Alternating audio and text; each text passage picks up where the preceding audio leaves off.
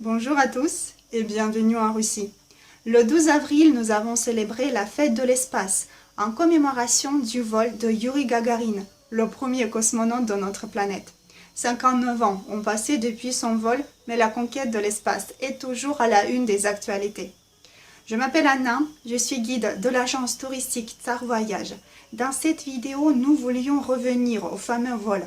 Grâce aux documents du musée de l'espace de Moscou, nous allons découvrir la construction du premier vaisseau spatial ainsi que quelques péripéties que Gagarin a dû affronter lors de son vol et qui étaient classifiées au cours de l'époque soviétique. En 1957, l'Union soviétique lance le premier satellite artificiel au monde. Les envois se succèdent. Les ingénieurs collectent l'information sur l'espace. Ils s'inquiètent de l'émission radioactive, mais l'envoi du premier être vivant, la chienne Laika, révèle la possibilité d'un séjour humain en orbite. Alors, depuis 1959, le constructeur en chef des systèmes spatiaux, Sergei Pavlovitch Korolev, supervise la création d'un vaisseau spatial pour un vol habité. L'année suivante, les ingénieurs mettent au point le projet préopérationnel d'un vaisseau spatial monoplace. Sergei Korolev réfléchit sur son nom et opte pour Vostok, ce qui veut dire l'Est ou l'Orient en russe. Dans les années 1960-1961, afin de préparer un vol pour un homme, on lance en orbite des animaux. Tous les envois n'étaient pas réussis, mais le 19 août 1960, deux chiennes, Belka et Strelka, font un vol orbital de 25 heures et reviennent sur Terre en état satisfaisant. Le conteneur installé à bord pour les chiennes va servir de prototype pour une capsule de cosmonaute. En même temps, déjà en mars 1960, le premier corps de cosmonautes était composé. Il comprenait 20 personnes, mais seulement 6 étaient choisis pour préparer le premier vol habité. Ces 6 candidats ont suivi une formation accélérée, et parmi eux, Yuri Alexeyevich Gagarin, un pilote de guerre de 26 ans. Et c'est Gagarin qui était finalement choisi pour piloter le premier vaisseau Vostok.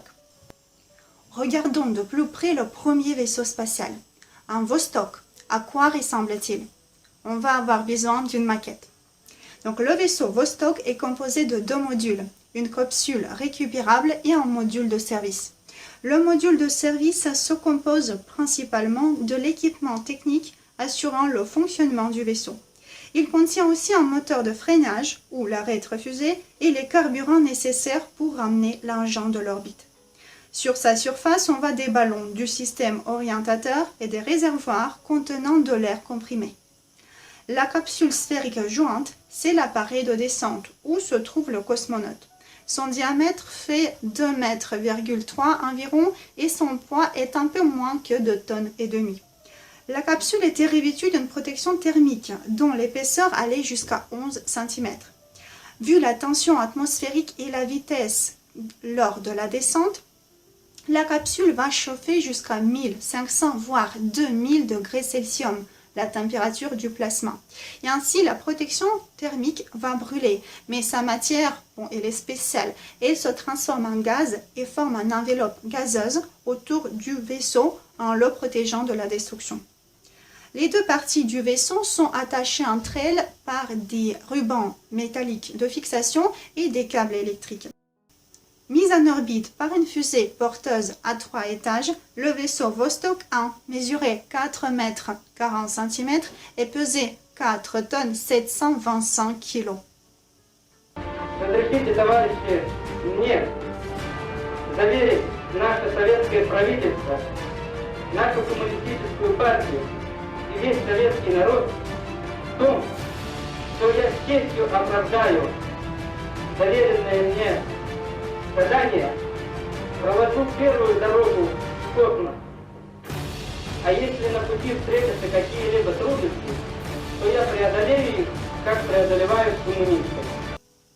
Eh bien, le 12 avril 1961, à 9h07, heure de Moscou, le premier cosmonaute de notre planète, Yuri Gagarin, à bord d'un Vostok, décolle du cosmodrome Baïkonour.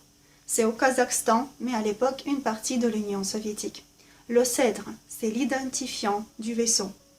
La fusée accélère jusqu'à la première vitesse spatiale et met le vaisseau en orbite. Notre cosmonaute se trouve dans la capsule, bien attaché dans son siège. Mais je pense que vous aimeriez jeter un coup d'œil à l'intérieur de la capsule de Gagarine. On va jeter un coup d'œil sur notre photo. Le siège est absent parce que le siège était éjectable, il était déjà parti. Il devait se trouver en bas de la photo, mais c'est le siège qu'on va utiliser comme repère. Donc au-dessus de la tête du cosmonaute, à l'emplacement de notre photographe imaginaire, se trouve une des trappes qui va se larguer à l'étape de la descente afin de permettre l'éjection du fauteuil. À gauche et en face du cosmonaute se trouvent des panneaux de commande. Celui d'en face est muni d'un globe terrestre pour estimer la position du vaisseau en orbite. Lors du vol, toutes les opérations étaient automatisées, mais en cas de panne, le cosmonaute pouvait passer au pilotage manuel. La barre manuelle était positionnée près de la main droite de Gagarine.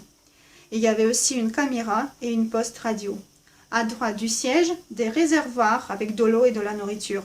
Au pied du siège, un système d'assainissement. L'équipement de la capsule comprenait aussi des parachutes pour la descente sur Terre.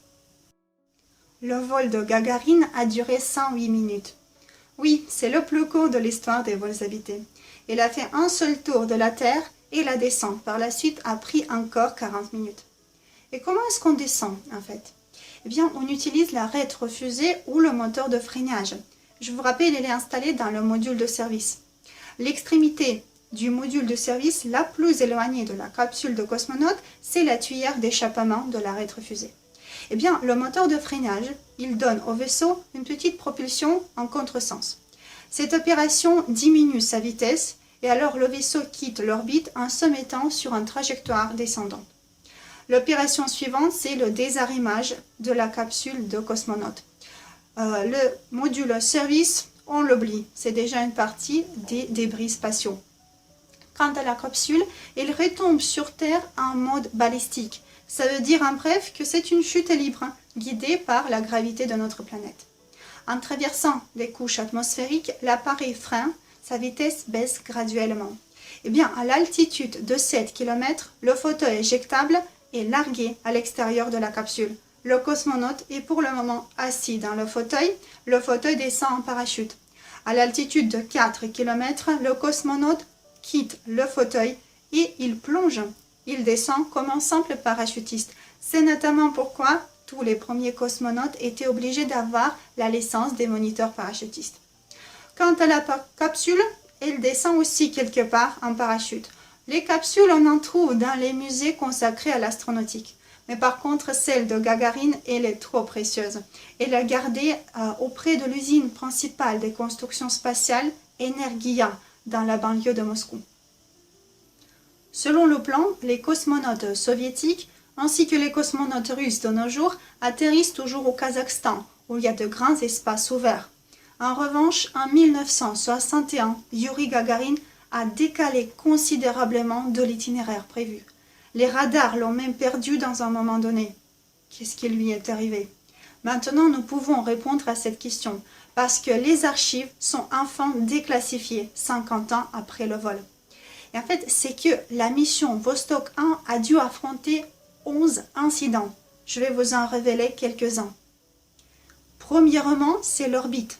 Selon le plan technique du vol, l'orbite du vaisseau devait passer à l'altitude de 180 jusqu'à 230 km. Mais suite à un manque de précision à l'étape de lancement, Gagarine était placé en orbite dont l'apogée atteignait 327 km. Pourquoi est-ce que c'est dangereux? Eh bien, imaginez la situation. Le moteur de freinage tombe en panne. Le cosmonaute reste en orbite. Mais il a toujours une petite chance de revenir.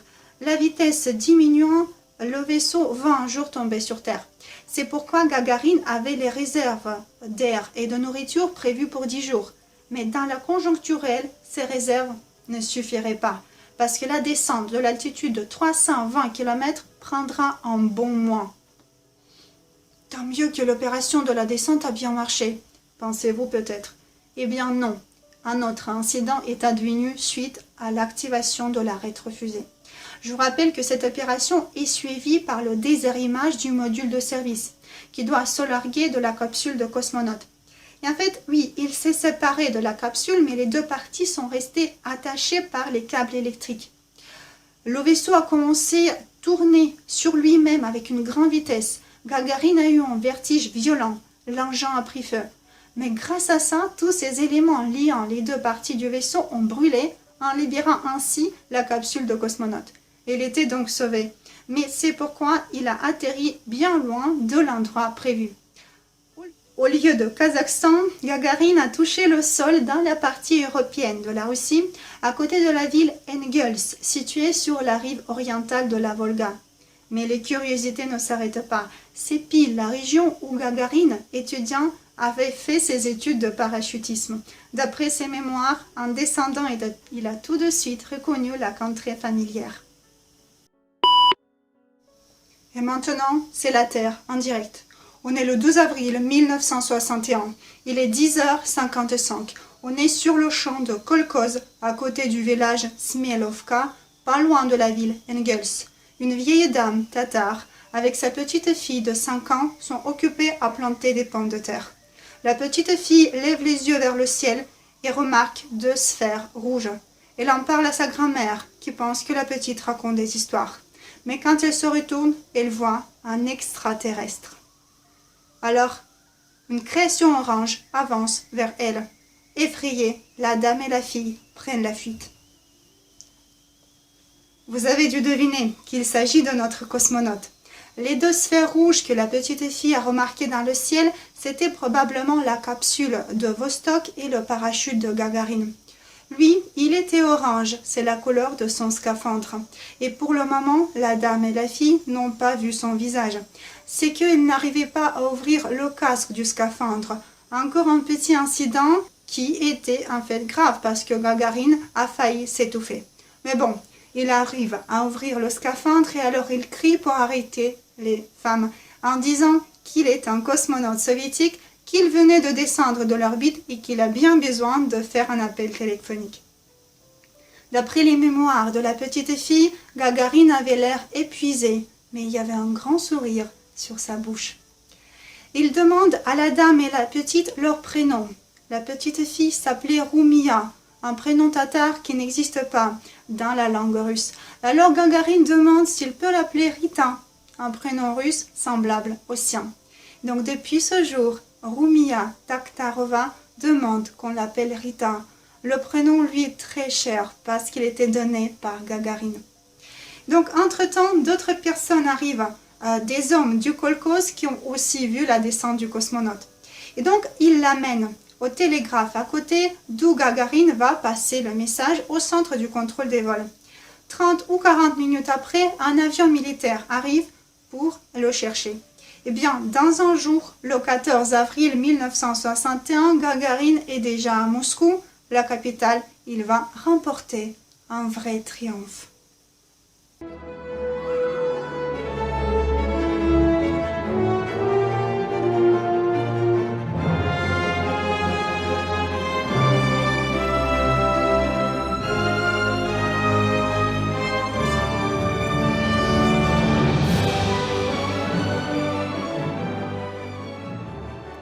La mission de Yuri Gagarin restera toujours dans les manuels d'histoire de l'humanité.